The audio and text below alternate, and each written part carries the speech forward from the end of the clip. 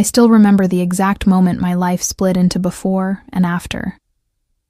It was a Tuesday evening in late October, the kind of night when Chicago's wind cuts through your coat like a knife. I was driving back from a late meeting with a client, my headlights cutting through the fog rolling off Lake Michigan. The streets were unusually empty for that hour, which should have been my first warning sign. My name is Harper Delaney, though back then I was Harper Marchetti. At 32, I'd built a career as one of the most respected corporate attorneys in the city. On paper, my life looked perfect. I had the corner office, the designer wardrobe, the lakefront penthouse, and a husband who commanded respect wherever he went. What the society pages didn't mention was that my husband, Dante Marchetti, didn't earn that respect through legitimate business dealings. For 8 years, I'd been married to one of the most powerful mafia bosses in Chicago. I knew what he was when I married him. I was 24, fresh out of law school, and foolishly believed that love could exist separately from business. Dante had swept me off my feet with his intensity, his protection, his unwavering confidence. He made me feel like the center of his universe. For a while, maybe I was. That October night, I was reviewing case notes in my mind when I noticed the black SUV in my rearview mirror. It had been following me for the last 6 blocks, maintaining the same distance, making the same turns. My hands tightened on the steering wheel. I'd been around Dante's world long enough to recognize a tail when I saw one. I reached for my phone and dialed his number. It rang once, twice, 3 times. My heart was pounding now, and I could see the SUV accelerating behind me. 4 rings, 5. The vehicle behind me was getting closer, and I could see 2 more approaching from side streets ahead. "Come on, Dante, pick up," I whispered, my voice tight with fear. This wasn't paranoia. This was real. Someone was making a move, and I was the target. Whether it was a rival family trying to get leverage over Dante or someone within his own organization, I didn't know. What I did know was that I was trapped. 6 rings. 7. My phone went to voicemail. I tried again immediately, my breath coming faster now. The SUVs were boxing me in, forcing me toward the industrial district where the streetlights were sparse and witnesses were non-existent. I called again, and again. Each time, it rang and rang before going to voicemail. Where the hell was he? Dante always answered my calls. Always. It was one of his rules. He'd told me from the beginning that if I ever called, no matter what, he would answer. It was his promise that I would always be safe, always be protected. That promise was the foundation of our entire relationship, the thing that made living in his dangerous world bearable. I was dialing for the 5th time when they made their move. The SUV behind me rammed into my rear bumper, sending my car fishtailing across the slick pavement. I dropped my phone, gripping the wheel with both hands as I fought to maintain control. My legal mind, trained to stay calm under pressure, kicked into overdrive. I needed to get to a public place, somewhere with cameras and witnesses. But they'd planned this well. They forced me down a service road that dead-ended at an abandoned warehouse. My car skidded to a stop, and within seconds, I was surrounded. 4 men emerged from the vehicles, their faces obscured by the darkness and their raised collars. I could see the outline of weapons under their coats. My phone had fallen into the footwell. I scrambled to reach it, my fingers finally closing around it as I heard footsteps approaching my car. With shaking hands, I dialed Dante one more time. The phone rang against my ear as someone tried the driver's door handle. Locked, thank God. But that wouldn't stop them for long. "Please," I breathed into the phone, not even caring that I was leaving this message on his voicemail. "Dante, I need you. I'm by the old Riverside warehouse district. There are men here, and I don't know what they want, but I'm scared. Please, if you get this, I need help now." A window shattered. Glass rained down on me, and rough hands reached in to unlock the door. I screamed, fighting against the grip that pulled me from my car. My phone clattered to the ground, still connected to Dante's voicemail, recording everything. "Mrs. Marchetti," one of them said, his voice cold and professional. "You're coming with us." "Who sent you?" I demanded, trying to keep my voice steady, even as terror coursed through my veins. "What do you want?" They didn't answer. Instead, they started dragging me toward one of the SUVs. I fought, using every self-defense move I'd learned, but there were too many of them. My mind was racing through possibilities. Was this the Calabrese family, finally making good on their threats after Dante had muscled in on their territory? Or the Russians, who'd been circling Chicago's waterfront operations like sharks? Just as they were forcing me into the vehicle, sirens pierced the night air. Someone had called the police, probably hearing my screams echo through the empty industrial area. My attackers cursed, released me roughly, and scattered to their vehicles. Within seconds, they were gone, leaving me collapsed on the wet pavement, my designer suit ruined, my body shaking with adrenaline and shock. The police found me there, and I gave them a statement that revealed nothing useful. I couldn't tell them the truth about who my husband was, or why someone might want to kidnap me. Instead, I claimed it was a random carjacking, that I'd scared them off by fighting back. The officers seemed skeptical but had no evidence to contradict my story. They drove me home, and I sat in the back of that patrol car, staring at my cracked phone screen, seeing the call log that showed 6 attempts to reach my husband. 6 calls during the worst moment of my life, and he hadn't answered a single one. When I finally walked into our penthouse at 2 a.m, Dante was there, pacing the living room, his phone in his hand. He rushed to me the moment the door opened, his face a mask of concern that might have fooled me if I hadn't already seen the cracks in his facade. "Harper, thank God. I just got your messages. What happened? Are you hurt?" His hands were on my shoulders, his dark eyes scanning me for injuries. I looked up at him. This man I'd loved for 8 years. This man who'd promised to always protect me. And I asked the only question that mattered. "Where were you, Dante? I called you 6 times. Why didn't you answer?" Something flickered in his eyes. Guilt? Fear?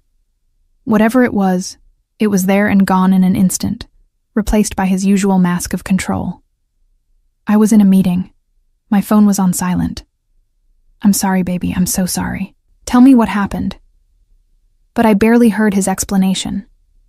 Because in that moment, as he pulled me into his arms and held me tight, I smelled it. A perfume that wasn't mine. Sweet and floral, clinging to his shirt collar. And I saw it. A smudge of lipstick on his neck, partially wiped away but still visible in the harsh light of our entryway. My husband hadn't been in a meeting. While I was fighting for my life, while I was being dragged toward an unknown fate, while I was screaming into the phone for him to save me, Dante Marchetti had been with another woman. I didn't say anything. I just stood there in his arms, letting him comfort me while my mind worked through this new reality. The attack, the betrayal, it was all too much to process. So I did what I'd learned to do over 8 years of being married to a Mafia boss. I compartmentalized. I pushed the emotions down into a locked box and focused on survival. That night, as Dante slept beside me, I lay awake, staring at the ceiling. I'd survived the attack by sheer luck and the intervention of the Chicago PD, but I couldn't survive on luck forever. Eventually, my proximity to Dante would get me killed, and now I knew something else. Something that changed everything.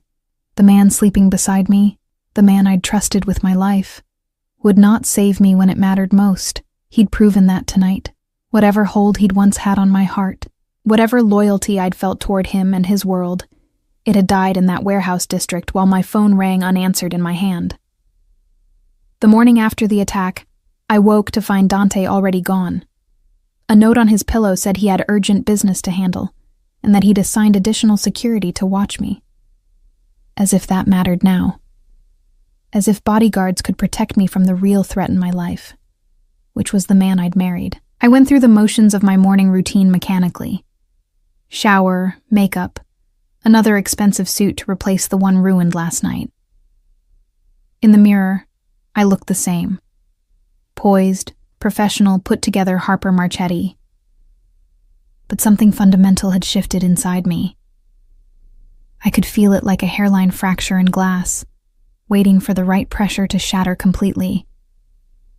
At the office, I couldn't concentrate. Every time I tried to focus on a contract or a brief, I saw Dante's face as he'd lied to me. I was in a meeting. The words echoed in my mind, hollow and false. I picked up my phone a dozen times, wanting to call him, to confront him, to demand the truth. But each time I set it down again, because the truth was I wasn't ready to hear it, not yet. Once I knew for certain, once the suspicion became confirmed fact, I'd have to make a decision. And I wasn't sure I was ready for the choice that lay ahead. It took me 3 days to work up the courage to look for proof. 3 days of Dante being unusually attentive, bringing me flowers, taking me to dinner at our favorite restaurant, making love to me with an intensity that felt almost desperate. 3 days of me playing the role of the grateful, shaken wife, who was so thankful her husband was taking care of her. On Friday evening, Dante told me he had a business dinner that would run late. He kissed me goodbye at 6, and I watched from our penthouse window as his car pulled away. Then I did something I'd never done in 8 years of marriage. I followed him. I'd borrowed a car from one of my junior associates, telling her mine was in the shop. Dante's men wouldn't recognize it. I kept several cars back as I tailed his black Mercedes through downtown Chicago. My heart was hammering, and my palms were sweaty on the steering wheel. Part of me wanted him to actually go to a business dinner, to prove my suspicions wrong. But a larger part of me, the part that had felt that perfume on his collar and seen that lipstick on his neck, knew better. He didn't go to any of his usual restaurants or meeting locations. Instead, he drove to the Gold Coast, to a luxury high-rise with a doorman and a fountain in the circular drive.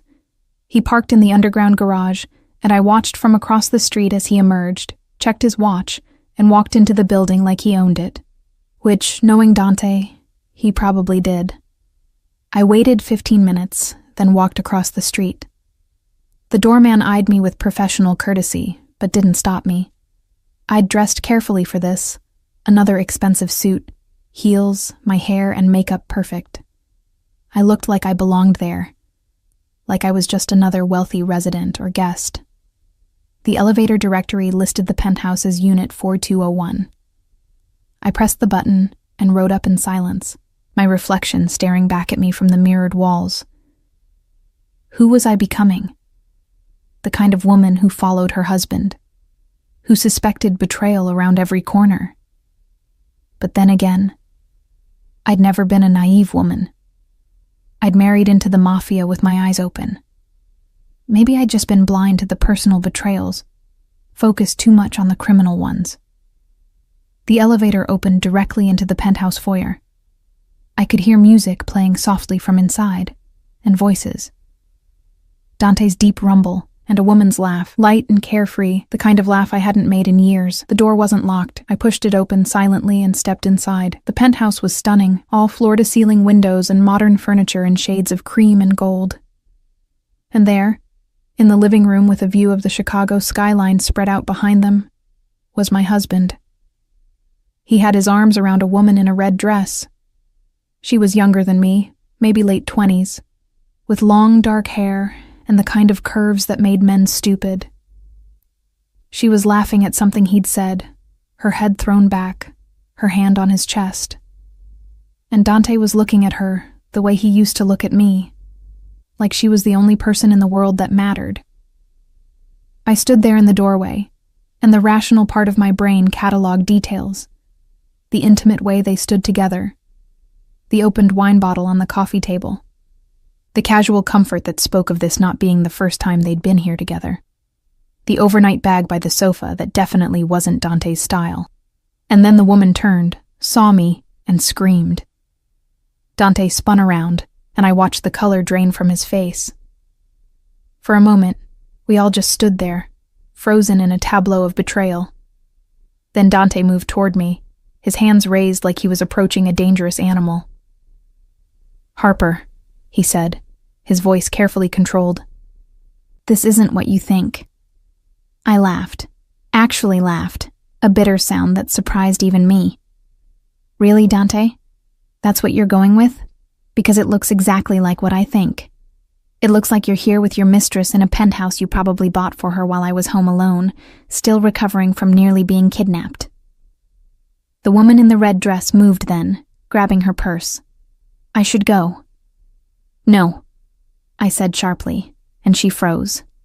"You should stay. You should hear this. What's your name?" She glanced at Dante, who gave the barest shake of his head, but she answered anyway. "Scarlet." "Of course it is," I said, and laughed again. "Scarlet, perfect. Tell me, Scarlet, did he tell you he was married? Or was that just a minor detail he forgot to mention?" "Harper, don't do this," Dante warned, his voice taking on an edge. "Scarlet, leave, now." But I was done taking orders. Done being the obedient Mafia wife who looked the other way and asked no questions. "Did he tell you that while I was calling him 6 times, begging for help because men were attacking me, he was probably with you? Did he mention that his wife could have died that night while he was too busy with his mistress to answer his phone?" Scarlet's face paled. "What? Dante, is that true?" "It was complicated," Dante started, but I cut him off. "It was Tuesday," I said flatly. "Were you with her on Tuesday night, Dante? Around 9 p.m., when I was fighting off kidnappers in a warehouse district?" The silence that followed was answer enough. Scarlet grabbed her bag and moved toward the door, tears streaming down her face. "I didn't know," she whispered as she passed me. "He said you were separated, that you barely spoke anymore." After she left, Dante and I stood facing each other across the expensive penthouse. "How long?" I asked. 6 months, he admitted after a long pause. "Harper, it didn't mean anything." 6 months. I processed that. Half a year of lies. Half a year of him coming home to me, making love to me, telling me he loved me, all while maintaining another woman in a penthouse across town. And Tuesday, when I called, his jaw tightened. I was with her. My phone was in my jacket pocket. I didn't hear it ring. "You didn't hear it ring 6 times? The music was loud and we were." He trailed off, having the grace to at least look ashamed. "You were what, Dante? Having sex? Enjoying wine and whatever else while your wife was fighting for her life?" My voice was rising now, 8 years of being the controlled, perfect Mafia wife finally cracking. "I could have died. Those men could have killed me, or worse, and you would have found out hours later when you finally bothered to check your phone." "But you didn't die," he said. And there was something in his voice now, something cold and calculating, the voice he used for business. "You're fine, Harper. You survived. And this us, we can survive this too. People have affairs. It happens. It doesn't have to mean anything." I stared at him, this stranger wearing my husband's face. "It means everything, Dante. It means that when I needed you most, you weren't there. It means you've been lying to me for 6 months. It means I can't trust you." "You can trust me," he insisted, moving closer. "With your life, Harper. I would never let anything happen to you." "But you already did," I shouted. "You already did, and you're too selfish to even see it." He grabbed my arm, his grip tight enough to hurt. "Watch yourself, Harper. You're upset, but don't forget who you're talking to." And there it was, the threat beneath the apology. The reminder that Dante Marchetti was not a man who accepted being challenged, especially not by his wife. I'd seen what happened to people who crossed him. I'd signed off on business deals that were covers for money laundering. I'd met with his associates and their wives, all of us playing our roles in the grand theater of organized crime. I pulled my arm free and walked to the window, looking out at the city lights. Chicago had been my home for over a decade, but suddenly it felt like a prison. A beautiful, luxurious prison where I'd trapped myself by falling in love with the wrong man. "I want a divorce," I said quietly. The words hung in the air between us. In 8 years of marriage, through all the difficulties and dangers, I'd never said those words. We'd had fights before, but this was different. This was an ending. "No," Dante said flatly. "We're not getting divorced. You're upset. You're emotional. Give it time, and you'll see that we can work through this." I turned to face him. "You don't get to decide that. I'm done, Dante. I'm done with the lies. Done with wondering where you are and who you're with. I'm done being your obedient little wife while you do whatever you want." His face hardened. "You think you can just leave? You think you can just walk away from this marriage, from me, from everything you know about my business?" He moved closer, and I saw something dangerous flash in his eyes. "You know too much, Harper. You've sat in on meetings, reviewed contracts, met every member of my organization. You think I'm going to let you walk away with all that knowledge?" The threat in Dante's voice was unmistakable, and for the first time in our marriage, I felt genuinely afraid of him. Not the abstract fear of his world, the violence that existed at the periphery of our life together, but concrete fear of the man standing in front of me.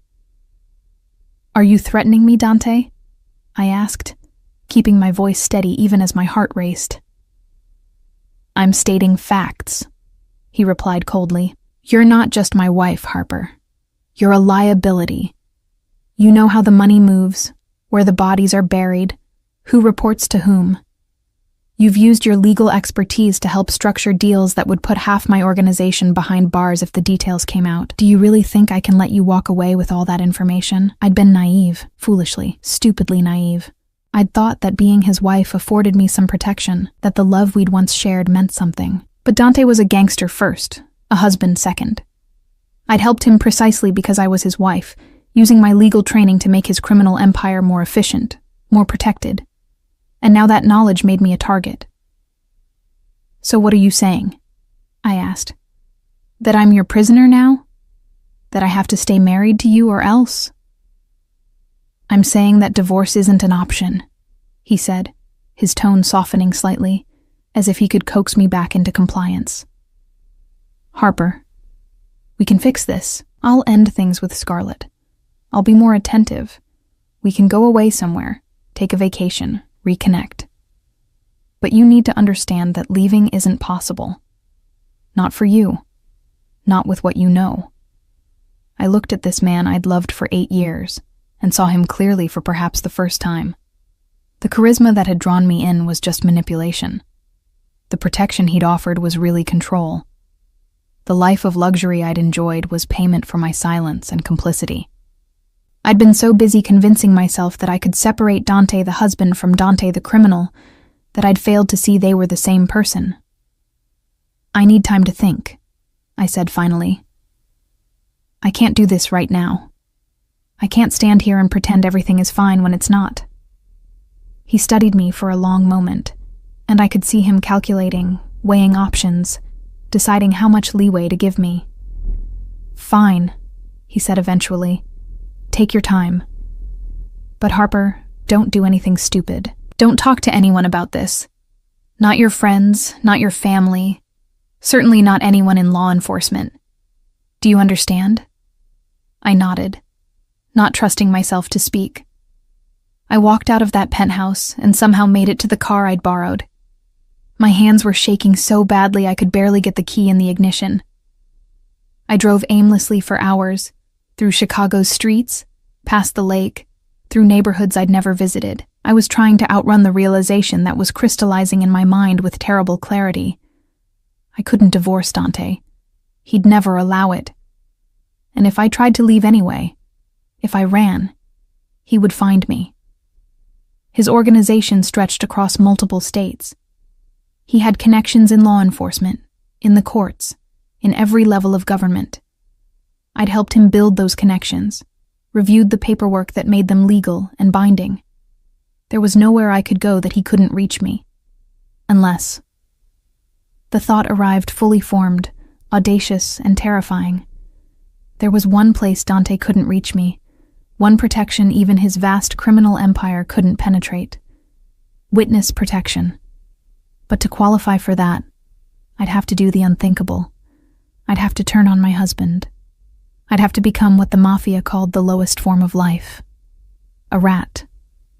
I drove home as dawn was breaking over Lake Michigan, the sky turning from black to gray to pale pink. Dante wasn't there. A text on my phone said he'd stayed at one of his properties downtown, giving me space like I'd asked. How considerate of him. How calculated. I made coffee and sat at our dining room table, looking out at the view I'd once loved. The penthouse had been our first home as a married couple. Dante had carried me over the threshold, and we'd christened every room with the desperate passion of newlyweds. That seemed like a lifetime ago now. A different Harper, married to a different Dante, or maybe just blind to who he really was. My phone buzzed, a message from my law partner Monica, asking if I was coming into the office. I'd completely forgotten it was Monday. I texted back that I was taking a personal day, then shut off my phone. I needed silence. I needed to think. If I went to the FBI, I could tell them everything. 8 years of accumulated knowledge about the Marchetti organization. Financial structures, key players, criminal operations from drug trafficking to money laundering to extortion. I knew it all. I'd helped design some of it. God help me. With my testimony, they could take down not just Dante but his entire network. But the cost would be everything. My identity, my career, my life in Chicago. Everyone I knew. Every relationship I'd built. Gone. I'd have to disappear. Become someone else. Start over somewhere new with nothing but what the federal government deemed necessary for my survival. And I'd have to live with the knowledge that I'd betrayed the man I'd once loved enough to marry. Could I do it? Could I be that person? The answer came surprisingly easily. Yes. Because Dante had already betrayed me in every way that mattered. He'd broken our vows with his infidelity. He'd endangered my life with his negligence. And he'd made it clear that he saw me not as a partner or even a person, but as an asset to be controlled. The Dante I'd fallen in love with, if he'd ever really existed, was long gone. What remained was a criminal who saw his wife as a liability to be managed, but I couldn't just walk into the FBI field office and offer my testimony. Dante had contacts there too. I'd met them at charity events, shaken hands with agents who were on his payroll. If I went through official channels, word would get back to him before I made it out of the building. I needed to be smarter than that. I spent that Monday doing research. Using my laptop's private browser, I investigated FBI procedures for high-value informants. I learned about the Witness Protection Program, officially called WITSEC. I read about other mob wives who'd turned on their husbands, their testimonies that had brought down entire criminal organizations. Some of them had survived. Others hadn't been so lucky. The key, I realized, was having leverage before I made contact. I needed evidence, documented proof that was so valuable the FBI would have no choice but to protect me. Fortunately, I had access to almost everything. As Dante's wife and legal advisor, I had passwords to accounts, keys to safe deposit boxes, knowledge of where the most damaging evidence was kept. Over the next 2 weeks, I played the role of the reconciling wife to perfection. I accepted Dante's apologies. I agreed to give our marriage another chance. I even slept with him, closing my eyes and thinking of survival, of the future I was planning in secret. He was so relieved that I'd come to my senses, so convinced he'd successfully reminded me of my place in his world, that he never suspected what I was really doing. Every time he left for business, I went to work. I copied files from his home office computer. I photographed documents from his safe, memorizing the combination by watching him open it under the pretense of getting jewelry he'd bought me. I accessed encrypted accounts and downloaded financial records. I recorded conversations with his associates when they came to the penthouse, using a recording app on my phone hidden in my purse. I compiled names, dates, amounts. I documented murders. Though I'd never witnessed them directly, I knew who'd ordered them and why. I traced the flow of money from drug sales through legitimate businesses and offshore accounts. I built a case against my husband that would have made any prosecutor weep with joy. And I did it all while smiling at him across the dinner table, while laughing at his jokes, while playing the perfect Mafia wife. It was the performance of my lifetime. Dante never suspected. He saw what he wanted to see. A wife who'd been reminded of her place, who understood that leaving wasn't an option, who'd chosen comfort and luxury over principles and freedom. But late at night, when he was asleep beside me, I lay awake cataloging evidence. I had enough now. More than enough. I had the kind of intelligence that could dismantle the entire Marchetti operation and implicate dozens of associated families and corrupt officials. I had the golden ticket to witness protection, the evidence so valuable that the federal government would move heaven and earth to keep me alive to testify. The question was, how to make contact without alerting Dante's sources within law enforcement. I spent hours researching, and finally found my answer in an old law school friend, Marcus Chen, who'd gone into the FBI after graduation. We'd been close once, before I'd married Dante and my life had taken such a different turn. He was based in Washington, D.C. now, working in the organized crime division. More importantly, he was far enough from Chicago's corruption that Dante wouldn't have him in his pocket. I sent Marcus a message through an encrypted email service, brief and to the point. I have information about the Marchetti family. Need to meet somewhere safe. Please help. I signed it with a nickname only he would know, from a case we'd worked together in law school. He responded within hours. Same place we celebrated passing the bar. Tomorrow noon. Come alone. The place was a small cafe in D.C., unremarkable and easily accessible. It would mean lying to Dante about where I was going, but I'd gotten good at lying over the past weeks. I told him I needed to visit my mother in Virginia, that she'd been asking for me since the attack. He'd insisted on sending security with me, but I'd convinced him that armed guards would alarm my mother, who knew nothing about his real business. Eventually, he'd relented, probably thinking I was too afraid to try anything stupid. I flew to D.C. the next morning with nothing but my purse and a small overnight bag. The evidence was all on an encrypted drive hidden inside a hollowed-out lipstick container in my makeup bag. If anyone searched me, they'd find nothing suspicious. Just another wealthy woman traveling to visit family. Marcus was waiting at the cafe when I arrived, looking older than I remembered but with the same sharp intelligence in his eyes. We ordered coffee and moved to a table in the back, away from windows and other customers. "Harper," he said quietly, studying my face. "You look scared." "I am," I admitted. It was a relief to finally tell someone the truth. "Marcus, I need your help. I want to testify against my husband. I want to take down the entire organization. But I need protection. And I need to know that word won't get back to him before I'm safely in custody." He leaned back in his chair, processing this. "You understand what you're asking for? Once you do this, there's no going back. Your life as Harper Marchetti ends.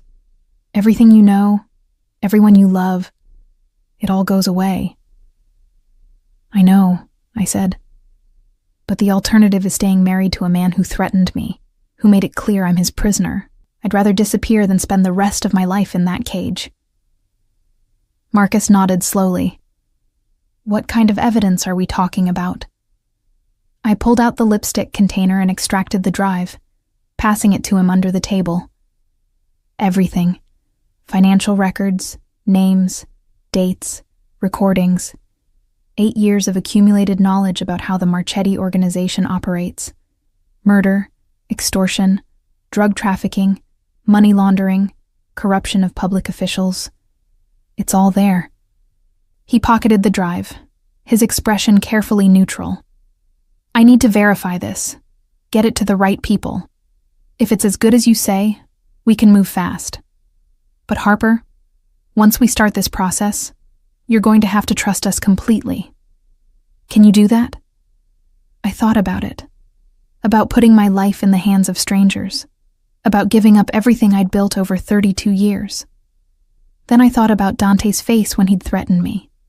About Scarlett in her red dress.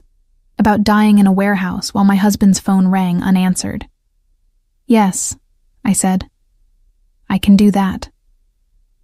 Marcus moved faster than I'd anticipated. Within 3 days of our meeting in D.C., I received a coded message through the encrypted email service. A single word: verified. The evidence I'd provided was solid enough that the FBI was ready to move forward. Now came the most dangerous part.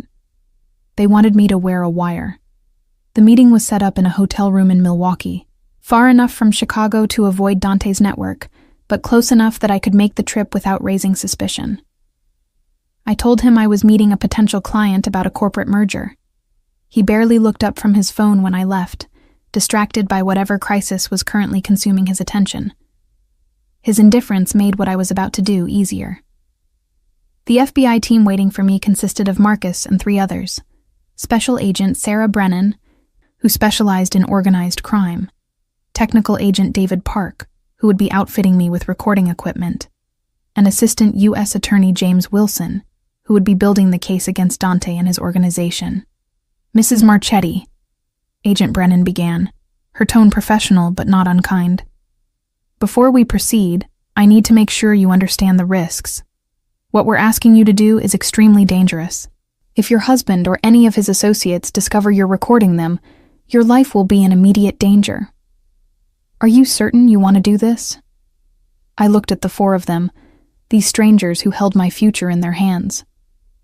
I'm certain, but I need to know that when this is over, when I've given you what you need, you'll protect me. That I'll actually make it into witness protection. Wilson stepped forward. You have my word. The evidence you've provided is extraordinary. With your testimony, we can take down not just Marchetti, but at least 30 associated criminals and corrupt officials. You're the most valuable witness we've had in a decade. We will protect you. David began explaining the technical aspects. The device was incredibly small, sewn into the lining of a designer handbag that looked exactly like ones I already owned. It would record audio with crystal clarity and had a battery life of 8 hours. There was a panic button disguised as a lipstick that would alert the FBI if I was in immediate danger, though they warned me that depending on where I was, help might not arrive in time. The key, Marcus explained, is to be natural. Don't ask leading questions or try to get him to confess to specific crimes. Just have normal conversations. He'll incriminate himself if you give him space to talk. Men like Dante, they can't help but brag about their power, especially to their wives. Over the next 3 weeks, I recorded everything. Conversations over breakfast about territorial disputes with the Calabrese family. Phone calls I accidentally overheard about shipments coming in from overseas. Dinner parties where Dante and his associates discussed business while their wives pretended not to hear.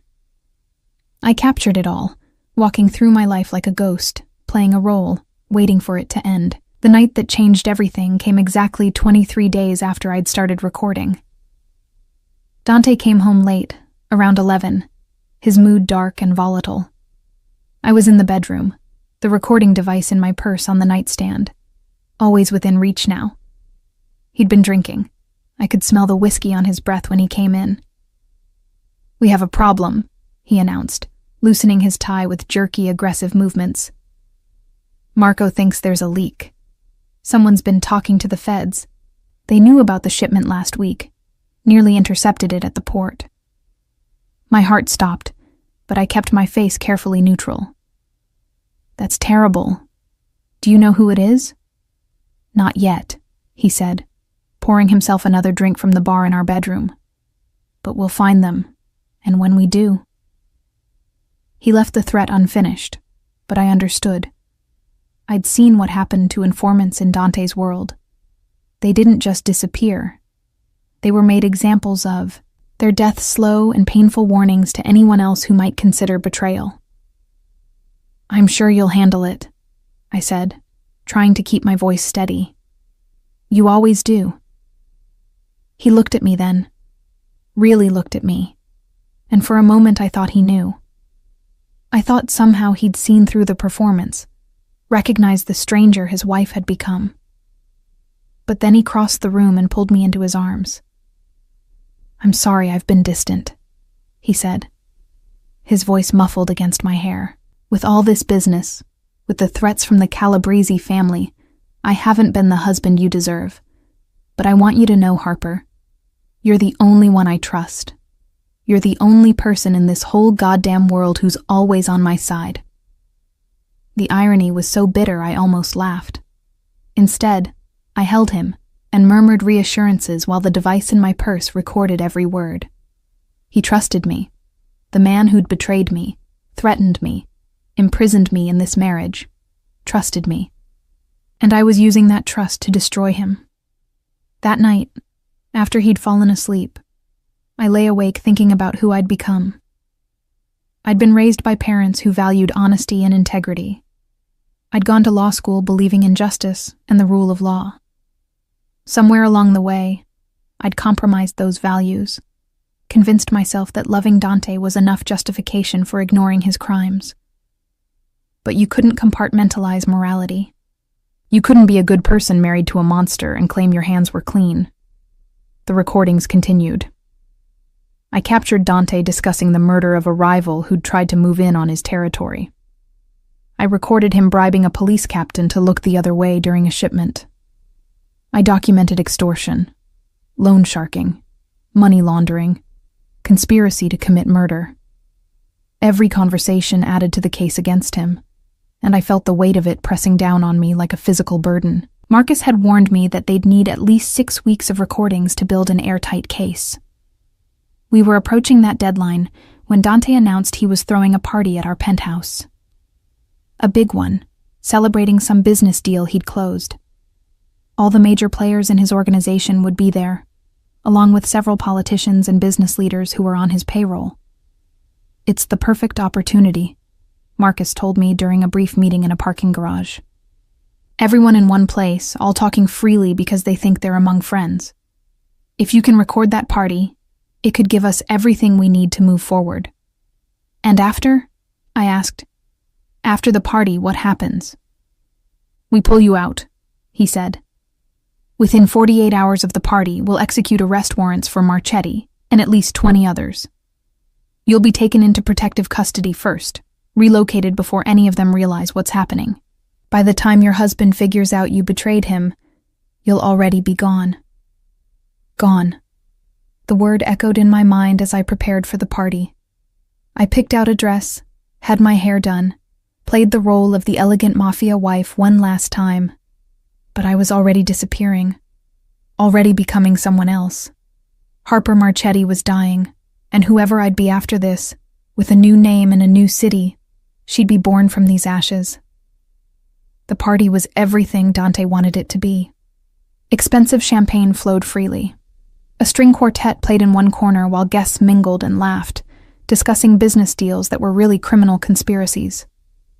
I moved through the crowd with my purse always nearby, capturing conversations, gathering evidence. I watched Dante work the room, charming politicians and intimidating rivals in equal measure. He was brilliant at it, I had to admit. Charismatic and dangerous, everyone's best friend and worst enemy simultaneously. I'd fallen in love with that confidence once.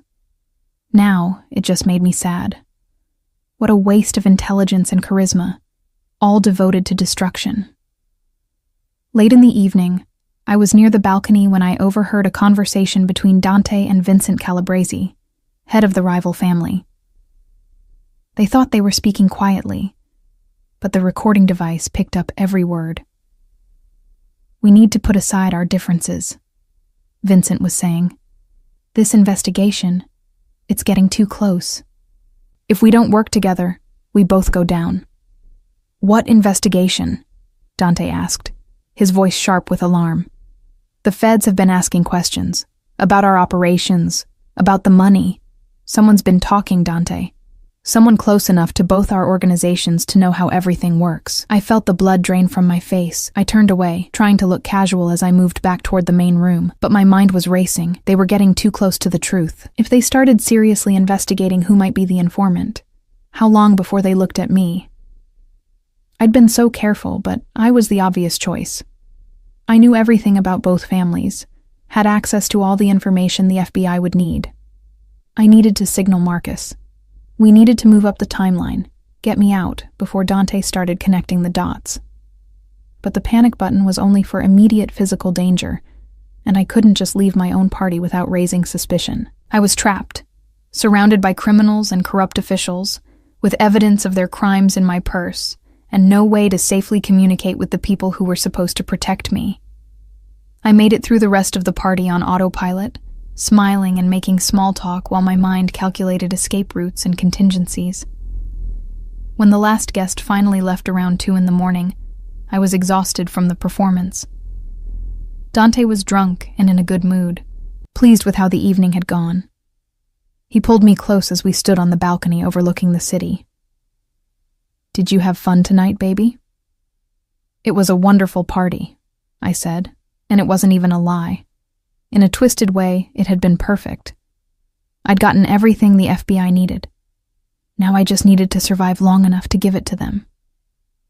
"I love you," he said, his words slightly slurred. "I know I don't say it enough, but I do. You're my queen, Harper. My partner in all this. I couldn't do any of it without you." I looked out at Chicago's glittering lights and wondered if I'd ever see this view again. "I love you too," I said. And in that moment, I wasn't even sure if it was a lie. I loved the man he could have been, the life we might have had if he'd been someone different. But that man and that life had never really existed. They'd been a beautiful illusion, and now it was time to wake up. The morning after the party, I woke to the sound of shouting. Dante was in his office down the hall, his voice raised in anger that penetrated even through the closed doors. I lay in bed, my heart pounding, trying to make out the words. Something had happened. Something bad. I got up and dressed quickly, then made my way to the office. Dante was on the phone, his face red with fury. When he saw me in the doorway, he motioned for me to come in and close the door. I did, noting the way his hand trembled slightly as he gripped the phone. I had never seen him this shaken. "I understand," he was saying, his voice tight and controlled now. "Find out who. I don't care what it takes. Find out who's talking and handle it." He hung up and turned to me. "What's wrong?" I asked, though I already suspected. 3 of my warehouses were raided this morning, simultaneous FBI operations. They knew exactly where to look, what they'd find. This wasn't luck, Harper. Someone gave them detailed information about our storage locations. My mouth went dry, but I forced myself to look concerned rather than terrified. "That's horrible. Do you think it's the same leak from before?" "It has to be," he said, running his hand through his hair. "But who? Who knows enough about our operations to give the feds that kind of specific intelligence?" He looked at me then, and I saw something in his eyes that made my blood run cold. Suspicion. Not directed at me, not yet, but present. He was starting to question everyone. Could it be someone in Vincent's organization? I suggested, trying to redirect his attention. "You two were talking last night about the investigation. Maybe it's someone trying to take you both down." He considered this, nodding slowly. "Maybe. Or maybe it's someone closer." His phone rang again, and he answered it, his eyes never leaving my face as he listened. "Bring him to the warehouse on 5th Street. I'll be there in an hour." He hung up and grabbed his jacket. "I have to go. Don't leave the penthouse today. I'm having Marco station men outside." "Dante, you're scaring me. What's happening?" He stopped at the door, his expression softening slightly. "Nothing for you to worry about, baby. Just stay home today, okay? I need to know you're safe while I deal with this." After he left, I stood in his office, my mind racing. The FBI had moved too soon. They were supposed to wait until they had me safely in custody before making any arrests or raids. Something had gone wrong with the plan, and now Dante was on high alert, looking for the informant. The walls were closing in from both sides. I needed to contact Marcus, but I couldn't use my phone. Dante might have it monitored now. I couldn't use the email service either, not from the penthouse. I was effectively under house arrest, with Dante's men watching the exits. The trap I'd helped design for my husband was beginning to close around me too. Hours passed. I tried to act normal, reviewing case files from my law practice, making lunch, anything to keep my hands busy and my mind from spiraling into panic. Around 3 p.m, the doorbell rang. I answered it to find Marco, Dante's right-hand man, standing there with 2 other guards. "Mrs. Marchetti," Marco said, his tone polite but firm. "Mr. Marchetti asked me to escort you to his location. He wants to see you." "I thought he said to stay here," I said, my heart beginning to race. "Plans changed. Please, get your coat. We need to leave now." I had no choice. I grabbed my coat and the purse with the recording device, though I made sure it was switched off. If Dante had somehow discovered what I'd done, that device would be my death warrant. The guards flanked me as we took the elevator down and got into a black SUV. We drove to the warehouse district, the same area where I'd been attacked weeks ago. My hands were shaking, and I clasped them in my lap to hide it. Marco glanced at me in the rearview mirror but said nothing. The silence in the car was oppressive. The warehouse was one of Dante's legitimate properties, at least on paper. It was supposed to store imported goods, but I knew it also served as a place for less legal activities. We pulled up to a side entrance, and Marco opened my door, gesturing for me to follow him inside.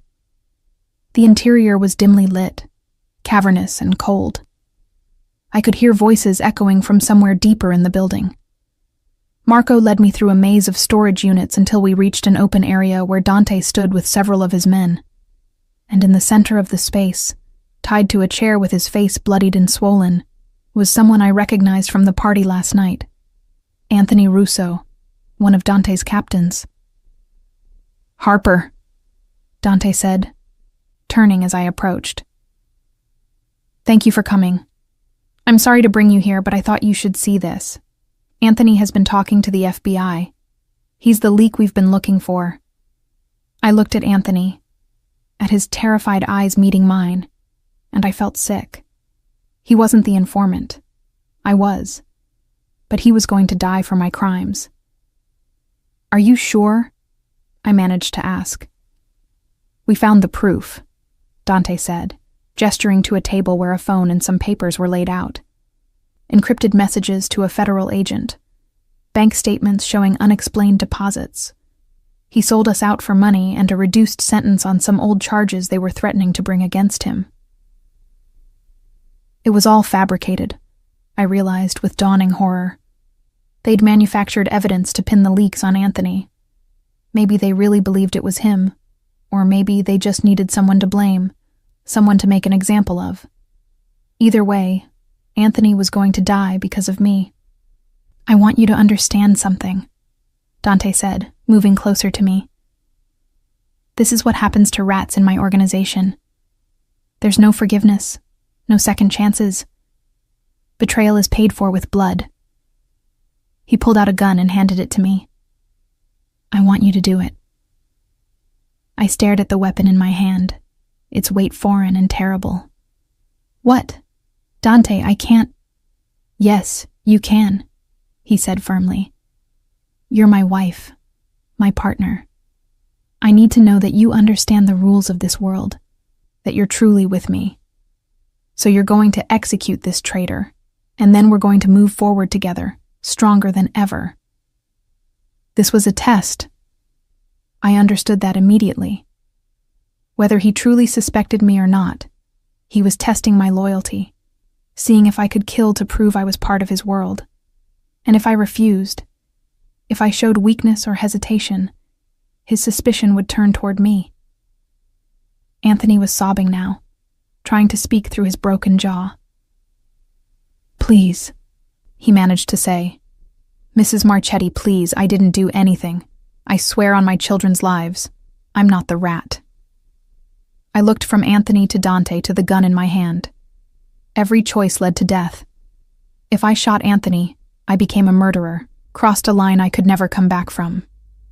If I refused, I revealed my true loyalties, and Dante would kill us both. And if I tried to run, the guards surrounding us would stop me before I made it 10 feet. "I can't," I said, lowering the gun. "Dante, I'm your wife, not your executioner. I can't just kill someone, even if he did betray you." Dante's expression hardened. "Can't or won't?" "Both," I said, my voice stronger now. "I love you, but this isn't who I am. I won't do this." For a long moment, he just stared at me. Then he took the gun from my hand, pressed it against Anthony's temple, and fired. The sound echoed through the warehouse, impossibly loud. Anthony's body slumped in the chair, and I couldn't stop the scream that tore from my throat. Dante grabbed my arm, his grip bruising. "Get her out of here," he ordered Marco. "Take her home, and don't let her out of your sight." The ride back to the penthouse was a blur. I was in shock, the image of Anthony's execution playing on repeat in my mind. Marco and 2 guards escorted me upstairs and positioned themselves in our living room. I was a prisoner now, in all but name. I went to the bathroom and locked the door, turning on the shower to cover any sound. Then I pulled out my phone and risked sending a message to Marcus through the encrypted service. "Compromised. Need extraction now. He's testing me. Someone died. Please help." I deleted the message thread and hid the phone in a tampon box under the sink, somewhere Dante's men were unlikely to look. Then I sat on the bathroom floor and tried not to fall apart. I'd gotten Anthony killed. He'd died for my betrayal, taking the blame for crimes I'd committed. His blood was on my hands as surely as if I'd pulled the trigger. Hours passed. Dante came home late, smelling of whiskey and gunpowder. He didn't speak to me, just went to his office and closed the door. I lay in our bed alone, staring at the ceiling, wondering if Marcus had gotten my message, if help was coming, or if I was going to die in this penthouse, another victim of the world I'd been foolish enough to marry into. The next morning, everything changed. I woke to the sound of helicopters and shouting. I ran to the window and saw FBI agents swarming the building. Dante burst into the bedroom, wild-eyed and desperate. "You," he said, understanding dawning in his eyes. "It was you. All this time, you were the rat." I didn't deny it. There was no point. "Yes," I said simply. He moved toward me, and I saw murder in his eyes. But before he could reach me, the bedroom door crashed open. Federal agents flooded in, weapons drawn, shouting for Dante to get on the ground. Marcus was among them, and he moved to stand between me and my husband. "Dante Marchetti, you're under arrest," one of the agents began, reading him his rights as they forced him to his knees and cuffed him. Dante was staring at me the whole time, his expression a mixture of rage and something that might have been hurt. "How long?" he asked. "Since the night you ignored my calls," I said. "Since the moment you chose her over me." They dragged him out, still staring at me over his shoulder. The last thing I saw was the realization on his face that he'd lost everything, destroyed by the woman he'd underestimated and betrayed. The FBI took me to a safe house immediately after Dante's arrest. It was a nondescript building in a suburban neighborhood, the kind of place you'd pass without a second glance. They confiscated my phone, my purse, everything that connected me to my former life. I was given a room with basic furnishings and told to wait while they processed the evidence and prepared for the trials. Marcus visited me that evening, looking exhausted but satisfied. "We got all of them," he told me. Marchetti, his top lieutenants, the Calabrese family, 3 judges, 2 police captains, and a state senator. "Your recordings and testimony have given us the biggest organized crime takedown in Chicago's history. Anthony Russo is dead because of me," I said flatly. "Dante executed him yesterday because he thought Anthony was the informant." Marcus's expression sobered. "I know. I'm sorry, Harper. We moved as quickly as we could, but sometimes in these operations there's collateral damage. Russo wasn't innocent. He was involved in at least 3 murders we know of. But you're right.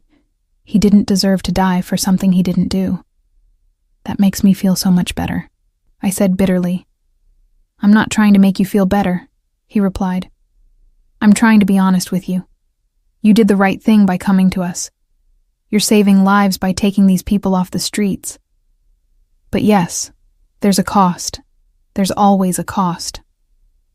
Over the next few weeks, I lived in limbo. FBI agents and prosecutors came and went, preparing me for testimony, walking me through the evidence, building their cases. I learned that Dante had been denied bail, considered too much of a flight risk and a danger to witnesses, particularly me. They'd found explicit orders he'd given from jail to have me killed. His own wife, the woman he'd claimed to love. The reality of what I'd done began to sink in during those weeks. I destroyed not just Dante, but dozens of others. Some were violent criminals who deserved what they got. Others were more peripheral, people who'd gotten caught up in the organization and would now spend years in prison. Wives would lose husbands. Children would grow up without fathers. Businesses would collapse. It was a domino effect of destruction, and I'd pushed the first tile. But when I thought about the alternative, about staying silent and complicit, about the people Dante's organization had hurt and would continue to hurt, I knew I'd made the right choice. It just didn't feel righteous. It felt like survival, messy and complicated and morally gray. The trials began in early spring. I testified for 3 weeks straight, telling my story over and over to different juries. Defense attorneys tried to paint me as a vengeful wife, motivated by anger over infidelity rather than justice. They weren't entirely wrong.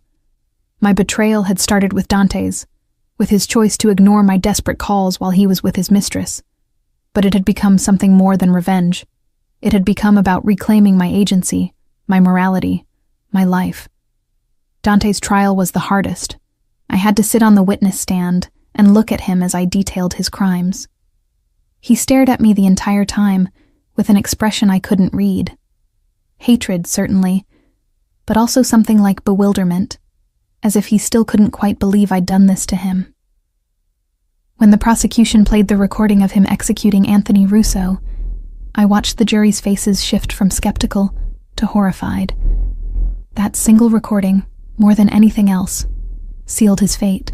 The defense tried to argue it was self-defense, that Russo had been dangerous, but you couldn't watch that video and see anything but cold-blooded murder. The guilty verdict came back on a Friday afternoon. Guilty on all counts: racketeering, murder, conspiracy to commit murder, money laundering, drug trafficking, witness intimidation. The judge sentenced him to life in prison without the possibility of parole. Dante showed no emotion as the sentence was read. He just kept staring at me until the marshals led him away. I testified at 6 more trials over the following months. Each resulted in convictions. The evidence I'd gathered, combined with my insider testimony, was overwhelming. The Marchetti organization was dismantled completely, its assets seized, its members either in prison or on the run. Finally, it was over. The last trial concluded in August, almost a year after I'd first contacted Marcus. The U.S.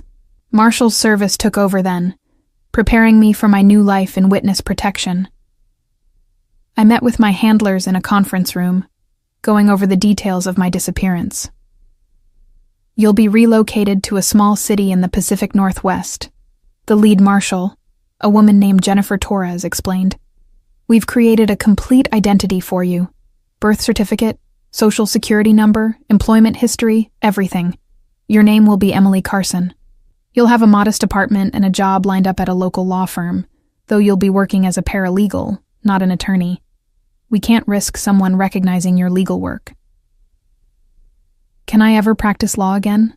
I asked. It hurt to think about giving up my career, the thing I'd worked so hard to build. Maybe eventually, under your new identity, you could take the bar exam again. But not for several years, and not in any major market where someone might recognize your style or expertise. For now, you need to be Emily Carson, an ordinary person living an ordinary life.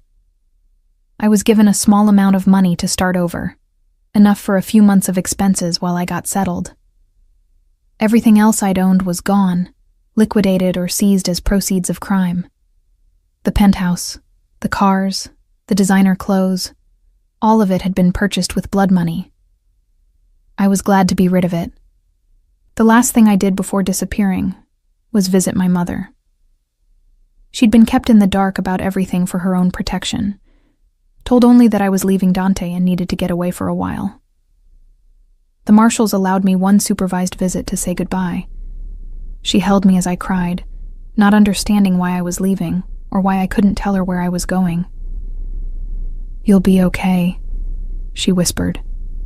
"Whatever happened, whatever you did, you're strong enough to survive it. You're my daughter, and I'm proud of you." I wanted to tell her everything.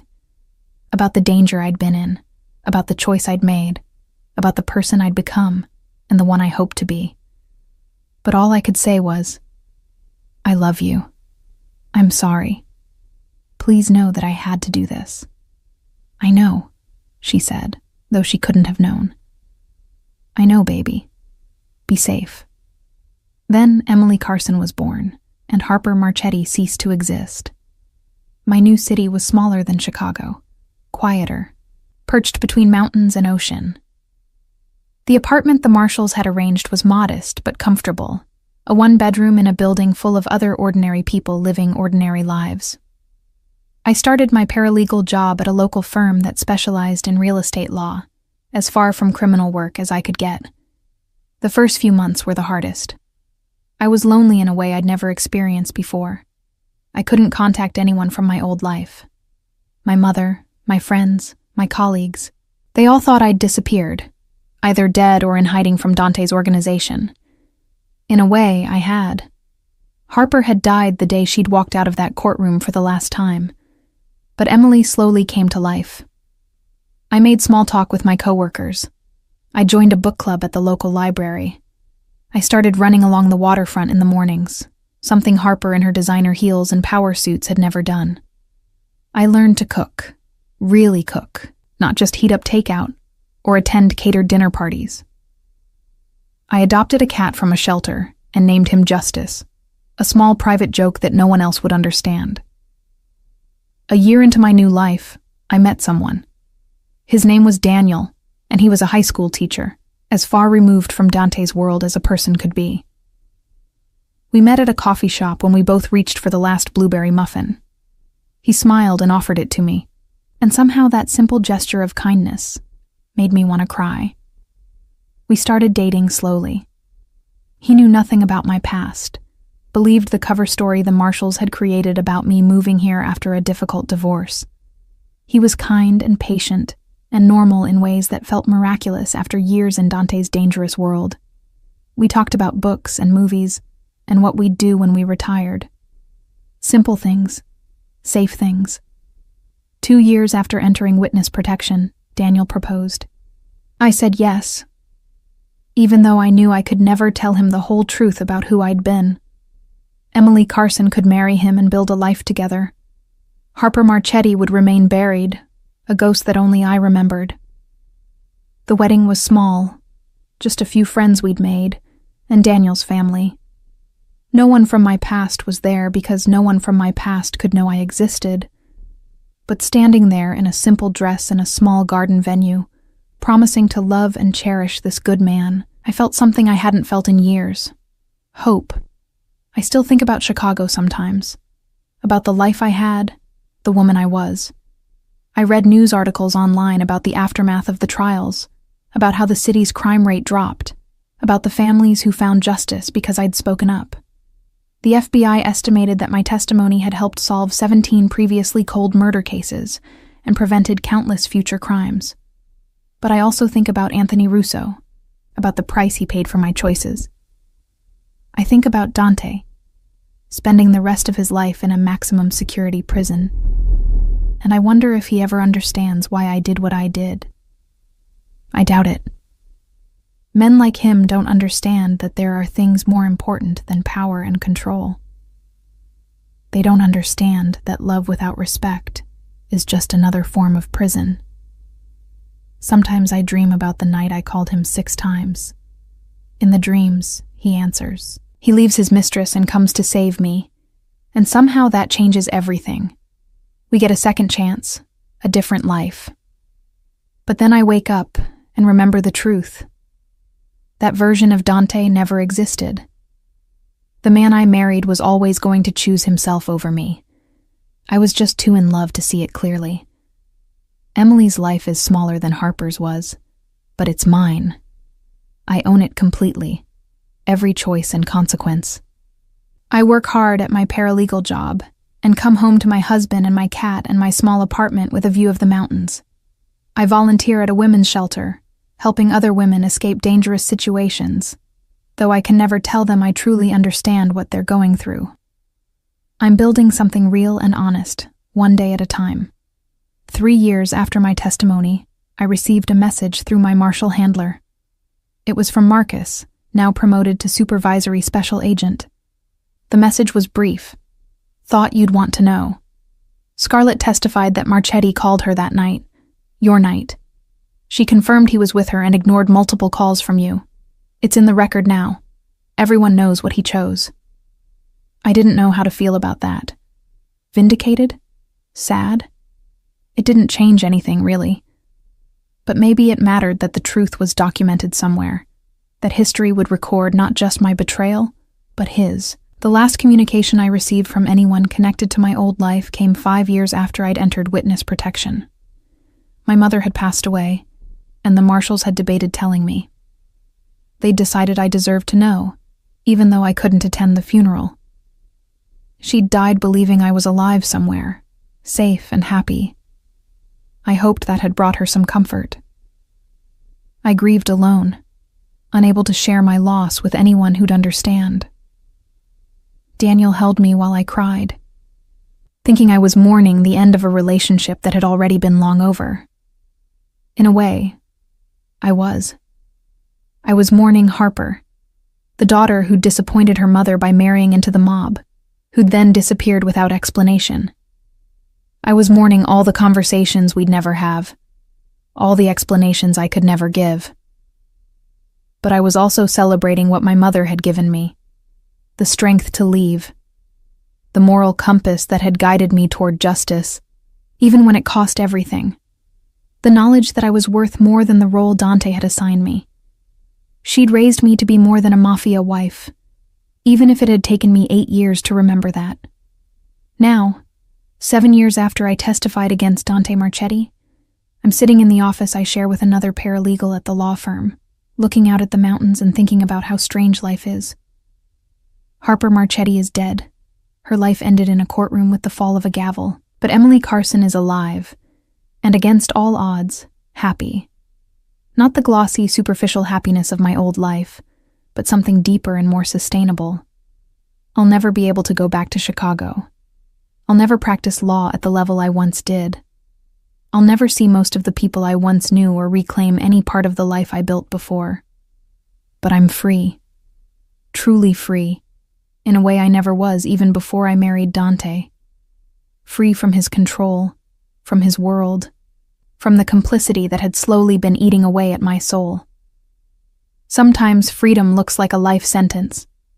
You lose everything familiar and have to rebuild from nothing.